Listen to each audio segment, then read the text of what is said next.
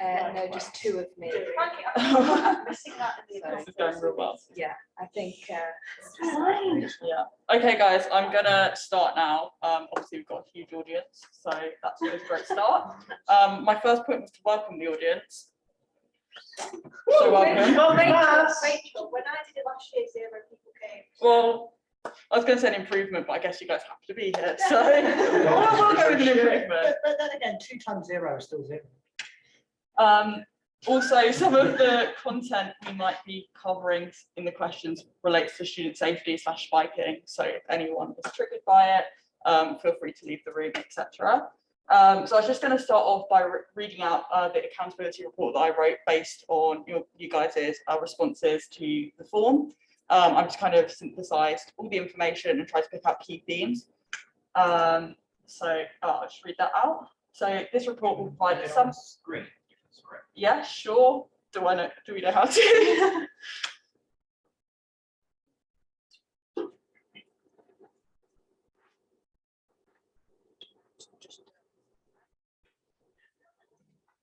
Knows exactly what you're doing. So you're like us.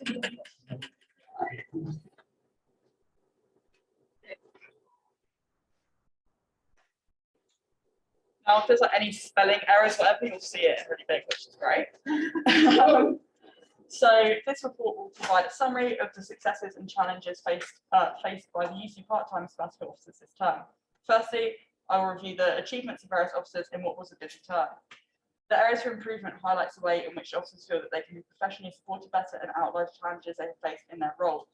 This report emphasises the timely reports that PTOs and SABs completed, providing their thoughts on their performance. These can be found here, and there'll be obviously a link put up with all of the forms. However, it also encompasses the perspective of a student in which they're representing, i.e. me. Achievements. The key theme picked up over the last term, facilitated by both the sabbaticals and part-time officers, is that of increased opportunities. Inclusivity has been greatly improved, meaning more students can enjoy the opportunities on offer at York. Not only this, but the amount of opportunities on offer has proliferated. I will note in this section some of the big wins for the SAB officers and then the part-time officers in turn. So, sabbatical officers. The beginning of this year saw ridicule over students having to live in Hull. Whilst this is not in any way the sabbatical officers' fault, they did their best to ensure these students were included within the York community. Being able to adapt to situations that are not ideal and provide the best student experience for these students was impressive and showed great initiative. This included rent reductions through gym memberships, shuttle buses, and access to events and activities.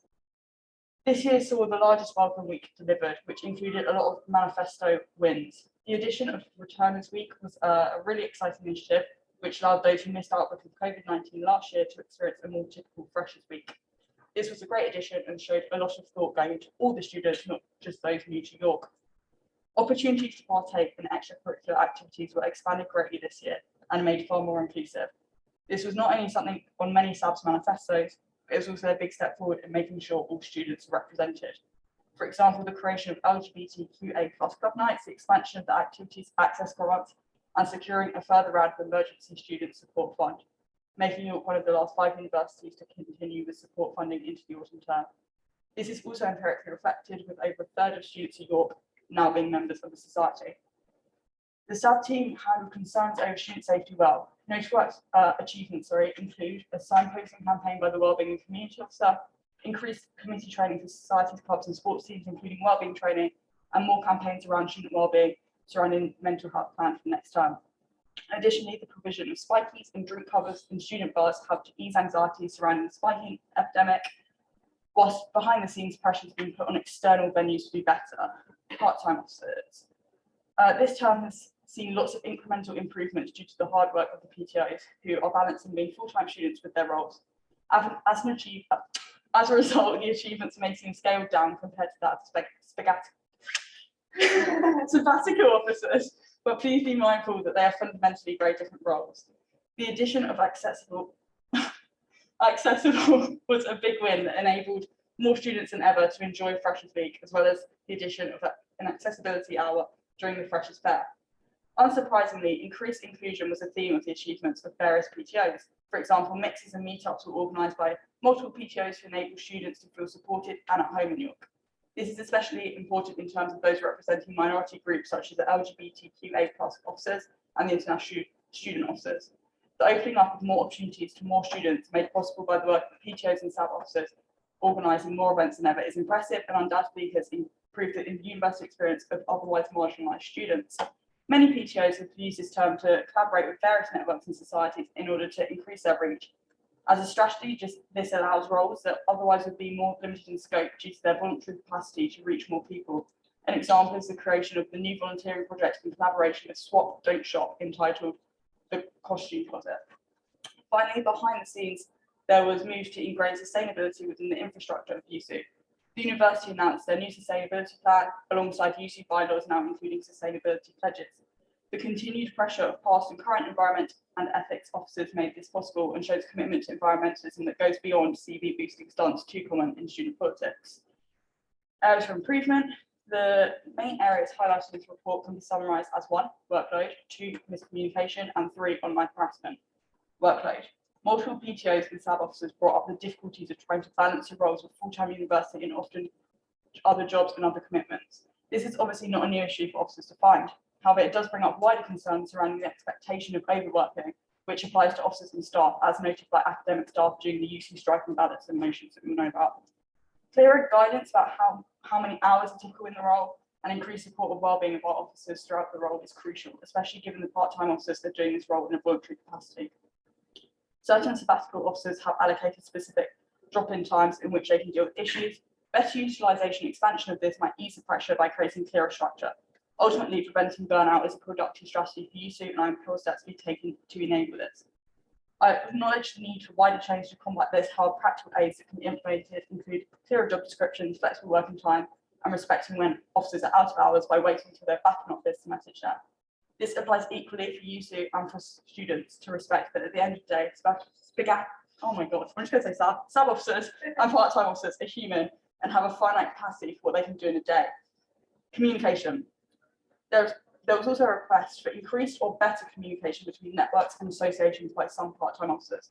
Whilst the officers, particularly the SAB team, collaborate well together, there seems to be a wider problem with communication.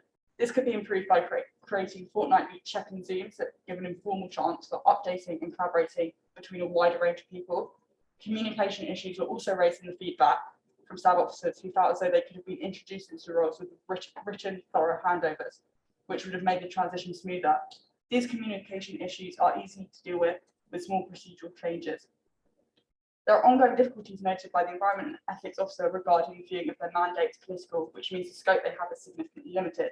This is an area of concern, as whilst YUSU are constitutionally bound to sustainable goals, which is a big improvement, this must be matched by practical efforts to enable more progress on a subject with high student salience. Finally, online harassment. Lastly, the work of certain SAB officers were affected by reprehensible online intimidation abuse by student forum platforms over professional decisions. This is, of course, horrendous and disturbing. Whilst there is a need to hold them accountable, this must be done in a respectful manner. Using the internet as a tool to slander SAB officers personally as well as professionally is not only illegal, but morally deplorable. I urge anyone who has questions over SAB officers' professional decisions to drop them a polite email or to contact me as the Accountability and Scrutiny Chair to allow proper procedures to take place. Therefore, if any wrongdoing is found, it can be dealt with quickly and professionally, whilst also saving them from the unfair and unnecessary abuse that ultimately will not do anything to aid the concerns being raised. In conclusion, this term has seen strides forward in terms of achieving what was set out in the manifestos of the SAB and part-time officers, as well as the move to make the opportunities available to students more inclusive. Furtherly, developing challenges such as a spiking scandal and lack of housing has been dealt with quickly and compassionately. However, there is still issues surrounding the ability for officers to continue their hard work due to miscommunication and being overworked. These can be improved upon by small operational changes and by a more empathetic approach being taken to officers who, at the end of the day, are trying to represent and do right by students. So that is a very long report. Thank you. I wrote based on what I got back from you guys, so hopefully I'm picking up some key themes that you felt, things that went well and things that didn't go so well. So I'm going to move on to questions. So I'm just going to ask, how long do we have left here? Plenty of time. So I'm going to ask the SABs 2 questions each, and then the PTOs 1 or maybe 2, given there's not that many of you here. And if anyone online, if there is anyone online has any questions, they could ask them or pose them, or even if anyone has any questions to each other, you guys can pose them. I'm just feeling back to my neck hurts. That's fine. I said here, like, if you kind of keep your answers to 2 minutes, I'm not going to strictly monitor that, but just be respectful. So I think we'll start off with Patrick, if that's okay. So the first question you've got is, given you noted one of your achievements was being able to secure rent reductions for York students housed in Hull and other concessions, will you be putting any additional pressure on the university to ensure that this does not happen again? And if so, how? Questions. I mean, Kelly's done a lot of work on this as well for me, but I mean, as Kelly and I found out in our office group, not office group, student life opportunities group about 2 weeks ago, despite the promise of Hull students or everyone wants to moving back to York in January, which is fab, and our focus now is making sure that they transition well and they the right dates for moving and how the questions like how their boxes being of their belongings being moved over and the rest of it, so we get that bit right. So that's great, that's happening in January time. However, that accommodation is still being under university control for the rest of this academic year. So it's 50 of the rooms in Hull are owned by the University of Hull.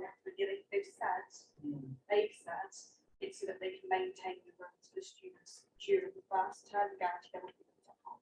Yeah. So they haven't said who will be there, or if anyone will be there at all, but it's certainly an option they're leaving open, which is a shame because they should be looking for inviting to. In terms of next year, so that's this year. In terms of next year, we did have initial conversations about how the hell did this happen. Part of that is, okay, over-recruitment is the wrong word, but they certainly took on more students than they thought they would have. That is a national thing. You're not going to need to do that. So I know there are conversations at a mustering level about it needs to change the government policy of how those grades are assessed. And naturally, there's a big increase in A levels this year, understandably, and it would be wrong for those students in the cohort next year to have a complete step back down. So there needs to be a gradual step down. It might take years, actually 3-4 years, to step down to the years when we get to the A levels. So I don't know what the government is saying about the latest policy thing of how they're managing A levels. That is a national thing, but I would hope that the university is part of those discussions in terms of talking about how that can be a really sensible step down rather than anything which is bad for students doing their A-levels this year or bad for students in terms of having simple levels this year. So I'd say it's too early to give you an answer on happening again in the future, but I would like to think it would never happen again, and I'm sure our students would as well. Yeah. I think as well, York from this have been, the city council been made aware of the housing shortage in York, so that's a massive issue as well that kind of feeds into that, and there is work kind of going on at the moment. It's very early days to kind of raise awareness to council of how problematic the housing situation is. Yeah, good point, Kenny. So it's worth raising. So I mean, part of my manifesto was looking about student letting agency or similar, looking at what we can do in that space, and almost perfect timing because it does need investment, capital investment from the university, not from us to get as an SU. So Charlie, obviously VC, Wayne, his academic try and recognise the need to look at this. And one thing we're looking at is Unipol, which is a charity in Leeds. They also operate in Nottingham and Bradford as well. And we had a meeting with Unipol and the university last week, just an initial chat. So Unipol are going to do some work for us in the new year, looking at kind of what housing stock we have, because frankly, the university and everyone else in this room, we don't know exactly what numbers we have of people in Vita and Student Castle, what numbers we have in private HMOs. We just about know how many we have on campus. So once we have those facts and figures and look at the pressures, then Unipol will come back to us and say what model do we need. So obviously we can't improve prices, we can't make rent cheaper. Yeah. Exactly, I don't think anyone can. We can look at standards, we can look at quality of housing and making sure that we're doing something we can. Amazing. So your second question is, slightly more contentious, I'd say. What do you think of the fact that the VC of the university is sending contradictory emails to staff recognising the reasons for them taking industrial action, while simultaneously sending one to students suggesting that the staff are being unreasonable? One good question. So, 2 issues. We will give an update to Officer Group when that meeting formally starts at 6 o'clock. There may be people on that Zoom link, and there will be an official update tomorrow in South Shore of what action we're taking. Aside from our official standpoint, which is coming out tomorrow afternoon, I would say that I would encourage. So there's two debates here, 2 disputes. One is about pensions, which is a national negotiation, which Charlie does have an influence over as a VC in the same way VCs and Leeds and Sheffield and Manchester have influence. The second debate is about contracts and working conditions of direct employees, where Charlie and other colleagues directly do have influence. So if any caught the roundtable we had last Tuesday, we heard from one GTA who said that she's paid for 1 hour a week to prepare for her. So she does a couple of seminars a week. She's paid for 1 hour for that prep, so to do all the presumably marking and to do all the preparation of the PowerPoints, whatever else. She says it doesn't take an hour; it takes something like 7 or 8 hours. So that's one thing that we will be taking up with Charlie, regardless of the mandate from students we have supporting us for industrial action, about looking at what we can do. And to be fair to the university, and the UC recognises those conversations have gone on. I appreciate not well enough, obviously, because it's still taking a strike, but they've progressed further than other universities, but they're by no means not over yet. So let me just read that question again. So yeah, national level is hard for us to influence, but at local level we will influence. And I'm meeting Charlie next week on the first day of strike action. So that should be an interesting conversation. Enjoy that one. Sorry, Charles, I'm just going to move this because it's blocking the Oh, and it keeps zooming in on me, so I'm going to go to the back. So next up, we have some questions for Sophie, if that's okay. So one of your big manifesto pledges was to have an on-campus club night, and we've seen this in fruition with Jukebox. How is that going, and what are your plans for next term? Has it lived up to how you hoped it would be? Interesting question. So I think I can't really answer that question for you yet, because we are in the process of confirming the event schedule for next term. We should have a meeting like at the beginning of next week to sort out what we're doing. I think it's looking like we will be taking forward as we have been time in the past, so that it will be happening twice in terms of it look like it will be in week 3 and week 7. So yeah, we're still waiting on the confirmation of that, but that's what we're planning to do. And I think the idea behind it is that it is a future-proof club night, because people can actually choose the genre themselves. And I think something that came up in my nightlife consultation with some of the lack of variety on campus and in the city. And this is a really good way of kind of addressing that imbalance of when people can choose what they want themselves. And then as music tastes change, the night can change. So the very concept of it, apparently, it's something that should be sustainable. So I am excited. I think we did the launch on Halloween each year. To be honest, like whenever you, like as an officer, you always have the worry that no one's going to turn up to you. And then yeah, I've seen some lots in the week. And you just think, you go with the expectation that like, you know, no one's going to turn up. It's just going to be me sat there. So I think, you know, it actually went really well. There was 200 people that came. It was just good. I think going forwards, it would be nice to have an indie night, but we'll see whether people vote for that. But it does seem like there is a demand for it, and it came through as a demand in the consultation. We'll cross that bridge in the new year. Sounds good. I definitely would vote for that. Activist. Oh, back to you, Sophie, for the next question.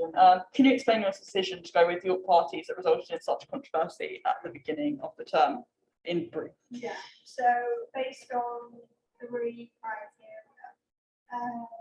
Let's see if I can remember it. It was a while Bit ago. of a throwback. So the key things were health and safety, the variety and creativity, and the financial investment. So health and safety, no other organisation that pitched towards safety measures that parties brought to us and measures that they've been put in place to make sure that she was safe. I think, to be honest, like when we sat in the pictures for the promoters, there's a complete and utter lack of understanding about health and safety. And we fed that back to them at the time. And I know there were things all along the space, but it's just about the money and the kind of implying that we could write, but no, there was serious concerns. I wish. Yeah, we wish. We wish. You know, there were serious health and safety concerns, and they just, I think, I'm wondering how much I can say about safety much, but I think, you know, someone just didn't understand how they need to offer training or, and just what welfare actually is. So that was health and safety, but then obviously your parties went above and beyond and exceeded our expectations, and they brought to us in the pitch about improved customer service processes, and one of the big parts of that has been their reporting tool, so that if anything does happen on a night out, people know exactly where to go to report it, to be captured, and investigate it. So that's been a really so that's health and safety. And in terms of the variety and creativity, I think again, like there are people that pitched to us. Well, for starters, no one else pitched to us now LGBTQ+. So that was a huge thing for us as a sub team. And also, like the other nights people pitched to us were either like a duplication of say Sunday reps on like a Thursday night, or just were pretty simple and didn't offer any creativity. And again, like what parties would able to offer access to someone's events. And then lastly, about the financial investment back into I think, you know, some people ask questions about, well, why didn't you maybe go with your party to a couple of nights, or and then pick, you know, mix it up with another promoter. I mean, obviously the health and safety aspects of the big concern, but also the financial investment back into no other organisation would match with what parties said that they could offer, and we would be in a position now where if we didn't go with what party, where we would be turning around and saying to society, to sports clubs, that okay, you're not going to have all this money this year, and you're not going to be able to operate in the way you do. I don't know. I think none of us on the side team are prepared to turn around and say that to people. So there you go. Yeah. Thanks. So moving on to Frankie, your manifesto pledged that you would support non-conventional sports clubs. What progress have you made on this? Yeah, that's a tricky question to answer. And in some ways I backed myself into a corner with this manifesto pledge, but I did it intentionally because basically I kept it vague, because non-conventional sports clubs, those that I have deemed as like not Bucks Wednesday playing sports, or those who train off campus or don't play in Bucks at all, so they don't get the normal platform that all of the other sports get.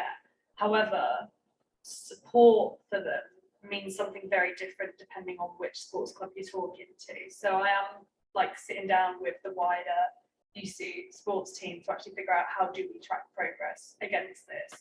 But to give you a flavour of some of the things that I have been doing, so I've opened up my like office open hours, which is 4 hours a week where I commit to like being available, and the vast majority of clubs that have taken that up are the non-conventional ones, which is really, really good because I get to have that like one-to-one dialogue with them and get to sort things out there. And then some of the things that we've been working on is the possibility of looking at, can we do, fingers crossed if grounds let us, a charity polo match at the end of term, and if we can highlight other non-conventional sports that we have, such as York Hornets. York Hornets have already done 2 showcase events at other really big sports that have been happening, and we're including them and other sort of showcase sports where we can, in things like varsity, Roses at Lancaster, but those kind of big events. I've been working with the floorball club to see if we can get them a piece of equipment that would mean they don't have to travel as much for their competitions, and that they can then become actually like an international venue for hosting floorball competitions here.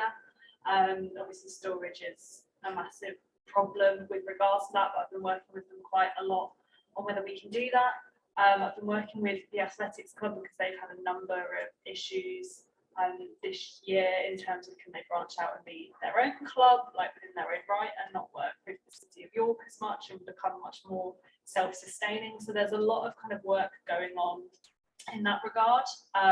When it came down to funding as well, we were really keen to meet with clubs one-on-one for those where we couldn't make the easy decisions based on their applications and things like that. And so for non-conventional clubs, it was really handy for us to find out what those things kind of were. So we found out a lot of clubs will charge a smaller initial fee at the start of the year, but then charge weekly for their kind of training sessions and things like that, and actually finding out how expensive some of these sports are. I've been doing a lot of work with the boat club as well, in terms of making sure that they feel considered sort of on campus, because they do kind of have an on-campus facility. The boathouse is managed by the university, but it's not on campus.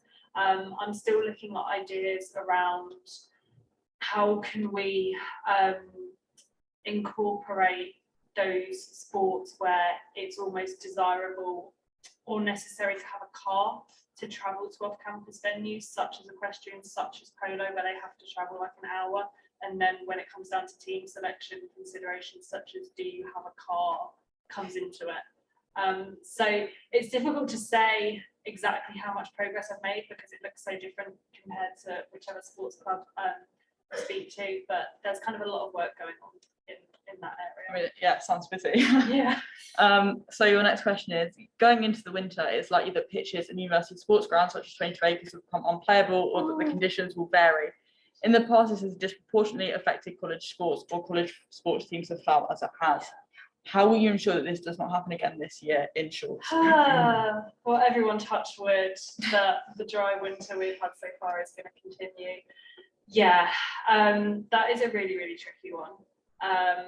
It's always, particularly, I know just from my own experience in previous years, it's been college rugby and college football that play right down on those end pitches on the left-hand side, if you imagine 22 acres that way.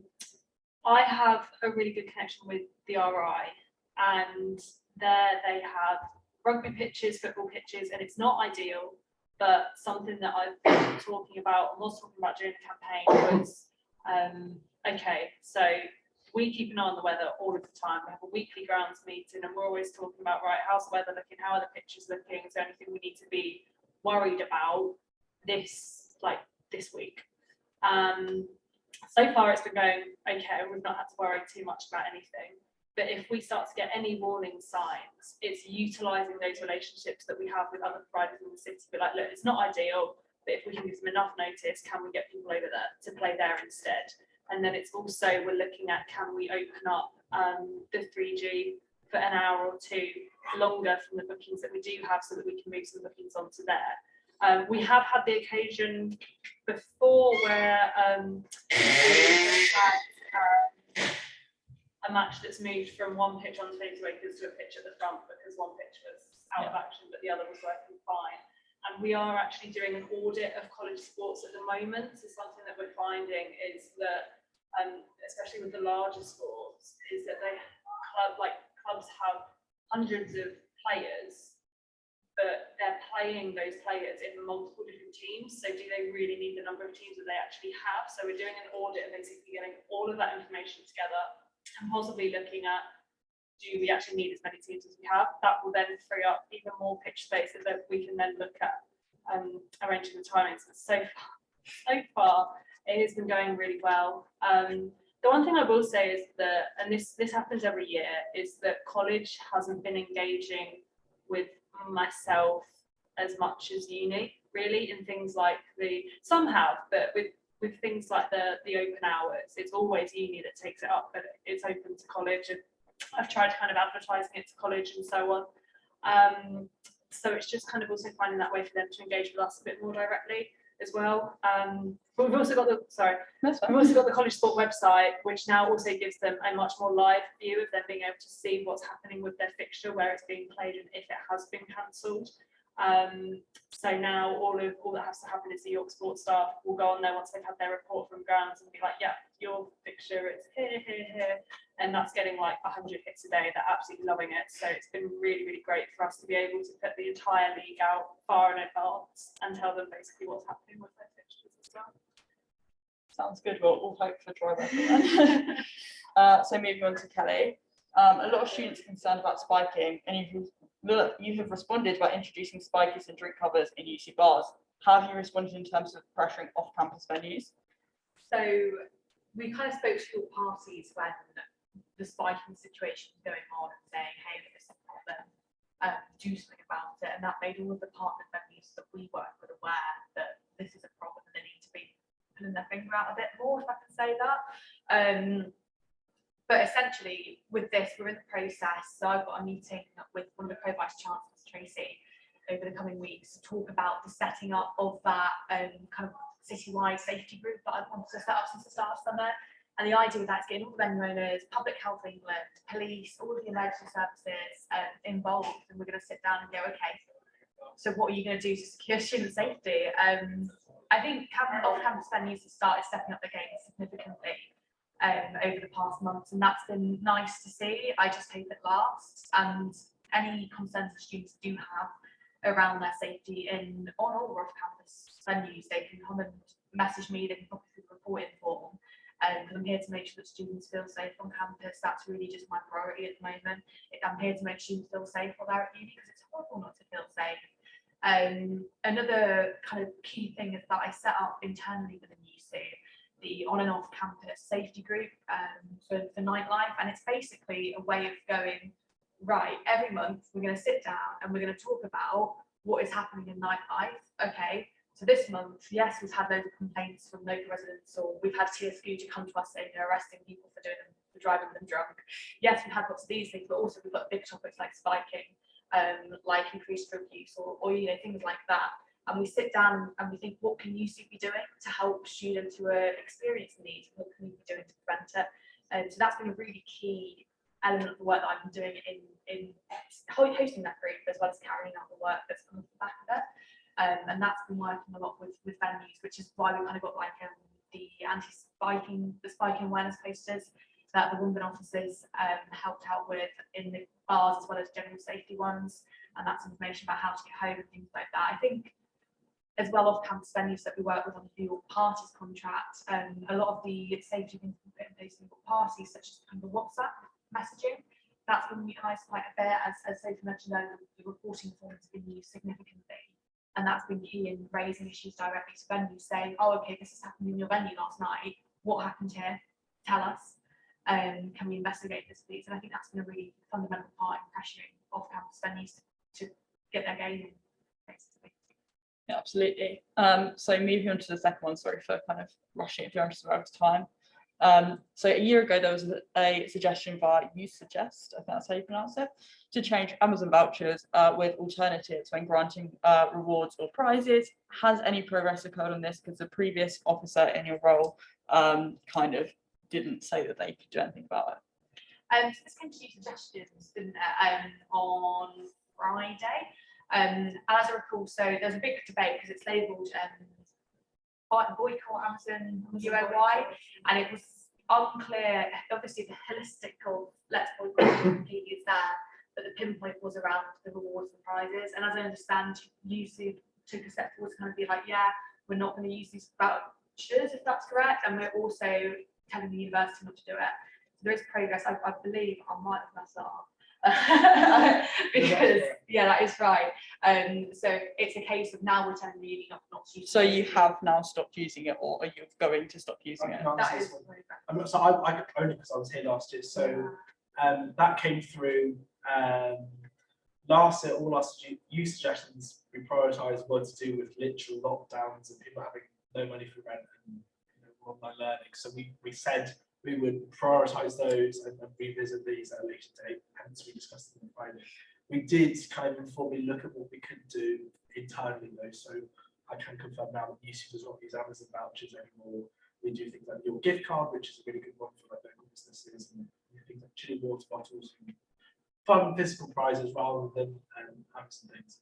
As Kelly alluded to, it's a different conversation for the university, which with our renewed conversation we had on Friday, we're going to look at again this time to get those conversations going again.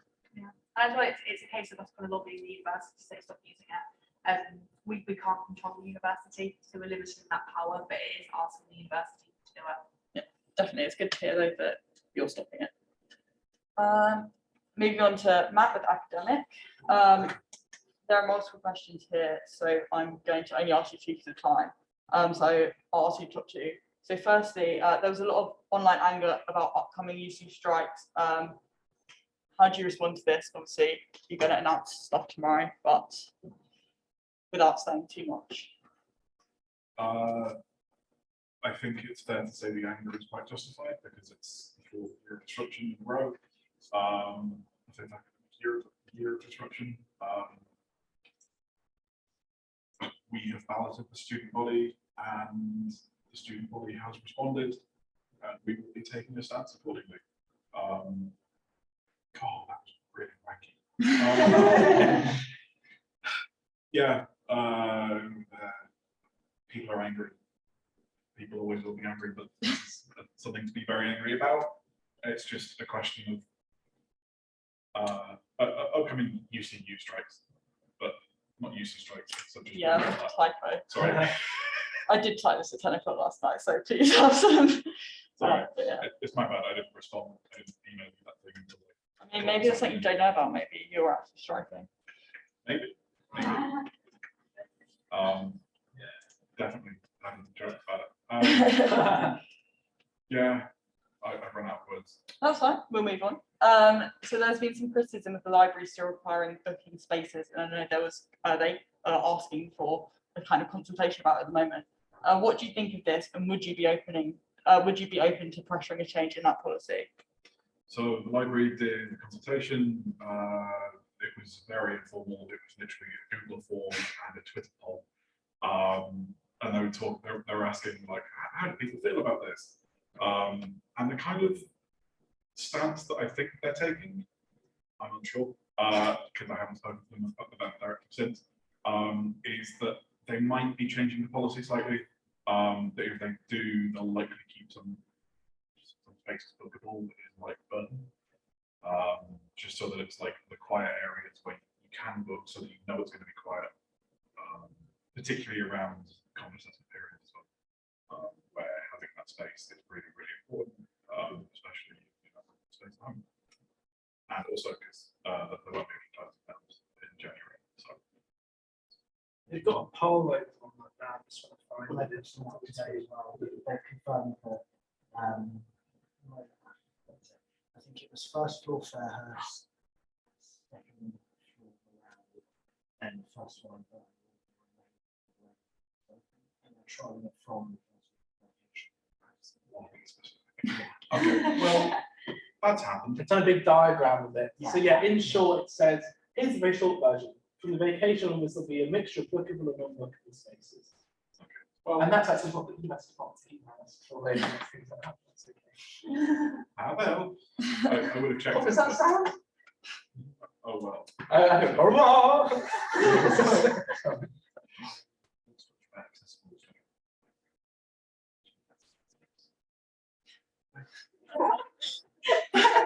There's clearly some ongoing library issues over here. But yeah, so there you have it. I'm going to move on to the PTOs now. I'm only going to ask you guys one question each.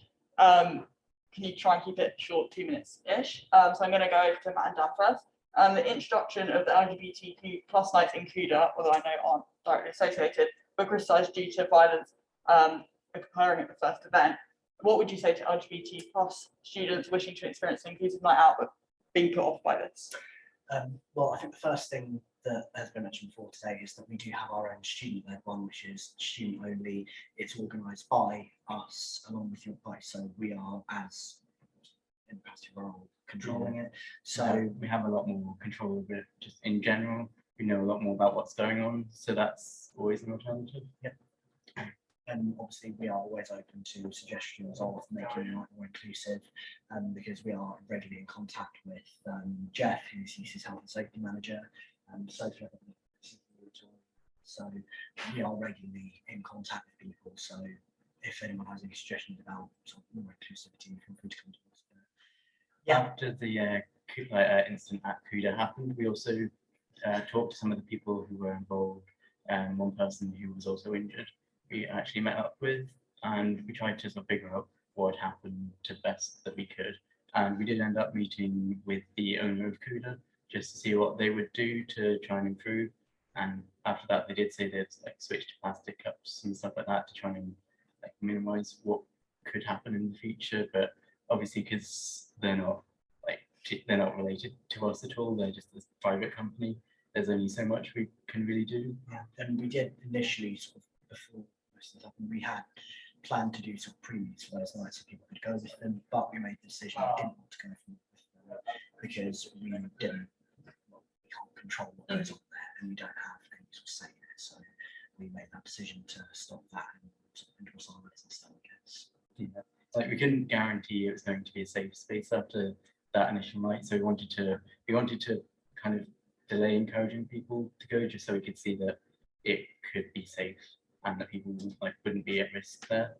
And then obviously we have the flares night as well as an alternative, which in future would be nice to see more of them, because obviously we have a lot more control over what happens and we can make them a lot safer.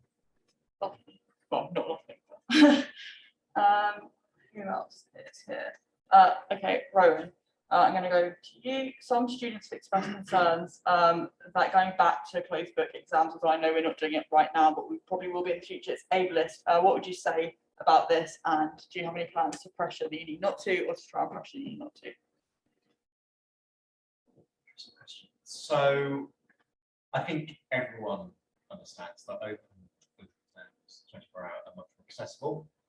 I wouldn't say that they're completely accessible to issues, particularly around the application of the policy.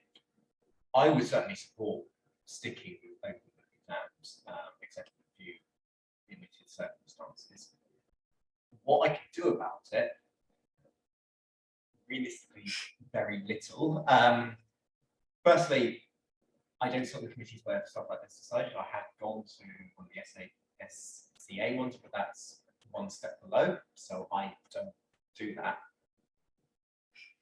Anyway, also, I kind of do 31 projects, so if I do another one, I'm going to have to drop something else on. So it is springs and roundabouts. Makes sense. Sorry, I thought I saw a hand. I was like, oh, someone else trying to come to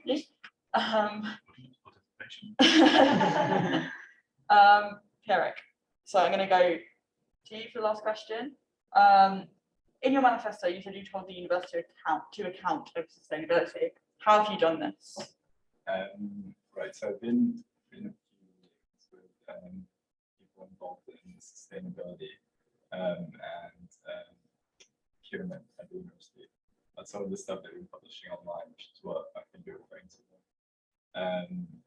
I've asked them to change the stuff they've said, particularly like relations to their old sustainability goals, which they completely failed, but somehow online just says that it's all fine, as well as the procurement and sort of stuff they say online related to modern slavery, which isn't true. That's not going to change anytime soon, just because of the change. Yeah, that's what I've done. Okay, so we have 8 minutes left, and I assume there's no audience questions. So what I'm going to do is there's some like open quick fire questions. So I'm going to ask you them. I'd like you to answer them in 10 words. God. I know, it's hard. Or less. Surely you get to make Yeah, or it less, like 2 I'm happy hours. with that. So I am going to go to Kelly first and ask, what are your priorities for next term in 10 words? Self-advocating for your health. Right? That's cool, yeah. Wait, self-advocating. Hyphenated. Okay, fine, Self-advocated, fine. hyphenated. I'll be somewhat liberal with it. And advocating for students on many issues. Useful. Okay, so next, who are we going to go for? Matt, what would you do differently if you could do this term again in 10 I have words? a perfect 10-word response to the first one. So did I. Fucking damn it. I would ignore other things and focus on strikes sooner. Okay. Basically, I would have spent the freshest week going strike planning. Well, that was longer than 10 words. Okay, Frankie, you've volunteered to go next. What one thing do you want students to know about your role that they might not already know? When people say take Sab hat off, it's not possible. Not sure, was that 10 or 11? That was 10, I counted it. Matt and Dan. Actually, no, I'm going to be mean and make you have to go separately. Matt, how do you think students would perceive your first term this year in office? That's a really hard question. Yeah. Lots of visibility and very, very gay. I'll take that. Who haven't I? Sophie, do you feel you've achieved as much as you hoped you would in your first term? Oh wait, I'll just ask that. Sorry, what are your proudest achievements this term? Wait, which question do you want? The bottom question, please. Sorry, I'm going to go for 3 words. I'm going to do better. Okay. Is that how one works? No, I'm sorry, I'm just running. Lots of opportunity. Okay. Who haven't I asked yet? Dan, what are your priorities for next term? Better self-ID.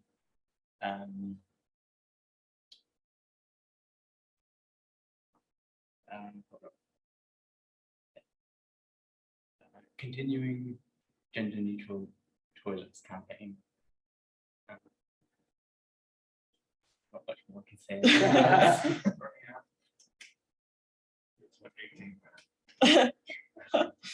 Okay, that is definitely cheating. You cannot confer with someone else. LGBT history month. Okay, we'll take that. Maybe not quite 10 words, but Rowan, what would you do differently if you could do this term again?